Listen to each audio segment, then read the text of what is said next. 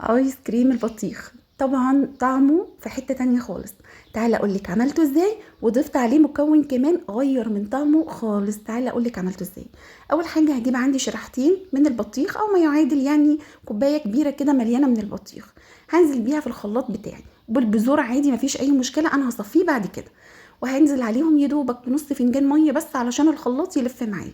هخلط المكونات دي حلوة قوي، وبعد كده هصفيها وهاخد منها كوباية بالشكل اللي انتوا شايفينه ده. الكوبايه دي هدخلها عندي الفريزر.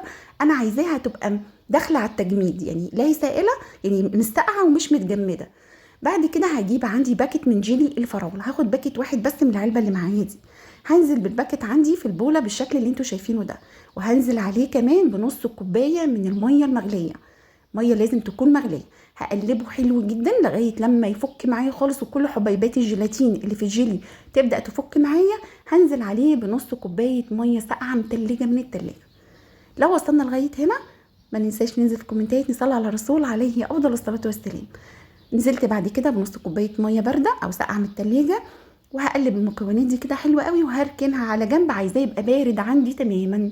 وهروح بقى على المكونات التانية. هجيب عندي بولة هنزل فيها بكوباية من الكريم شانتيه الخام اللي هو بدون سكر.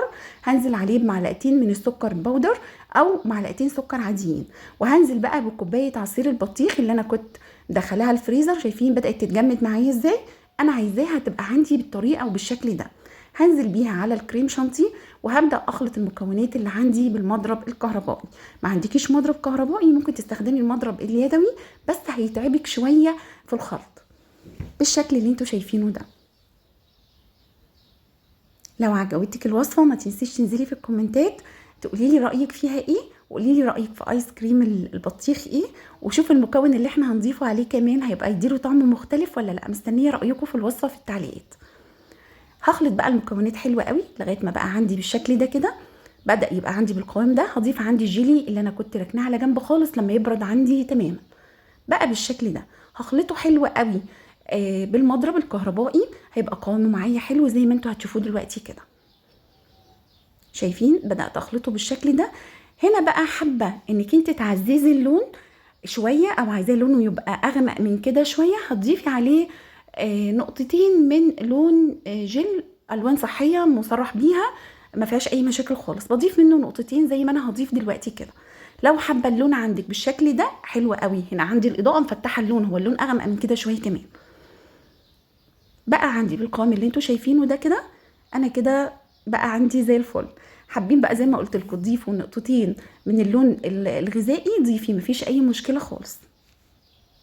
بديله تقليبه كده علشان اجيب الجناب ويبقى كله مختلط معايا كويس. انا هنا اللون حسيته فاتح شويه فضفت نقطتين من اللون اللي قلت لكم عليه. هخلط المكونات تاني. هيبقى عندي اللون بتاعي زي ما انتوا شايفينه، هيبدا لونه يبقى ايه، يغمق سنه كده معايا زي ما انتوا شايفين كده. ده بقى هيبقى القوام بتاع الايس كريم معايا. عملنا ايس كريم مكونات سهله وبسيطه. عندك قطعتين بطيخ في التلاجة الولاد مش عايزين ياكلوه، او جبتي بطيخه وطلعت معاكي مش مسكره، تقدري تعملي الوصفه دي تجنن تجنن. بدات كده اجيب علبه التلاجة ونزلت بالايس كريم. شايفين قوامه كان عامل ازاي؟ هنزل على الوش كده بشويه شوكليت شيبس تدي كده شكل ايه بقى البذور بتاعه البطيخ. وبعد كده ادخله الفريزر يقعد معايا من 3 ل 4 ساعات.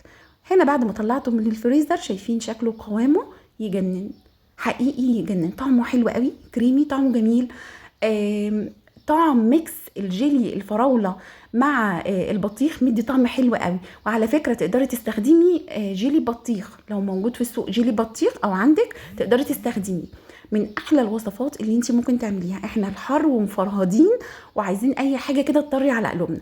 مش كل شويه بقى الولاد عايزين نشتري ايس كريم نشتري ايس كريم، لا احنا هنعمله في البيت مقادير صح ومظبوطه وحلوه جدا. احنا عملنا مع بعض ايس كريم الفراوله، ايس كريم الشوكولاته، عملنا وايس كريم المانجا. لسه هعمل معاكم ايس كريم الفانيليا، وهنعمل وصفات تانية كتيره وايس كريم كتير ووصفات حلوه قوي كده تطري على القلب. استنونا في الفيديوهات اللي جايه ان شاء الله، عاملين سلسله ممتازه من الفيديوهات. لو عجبك الفيديو ما تنسيش اللايك والشير علشان الكل يستفاد.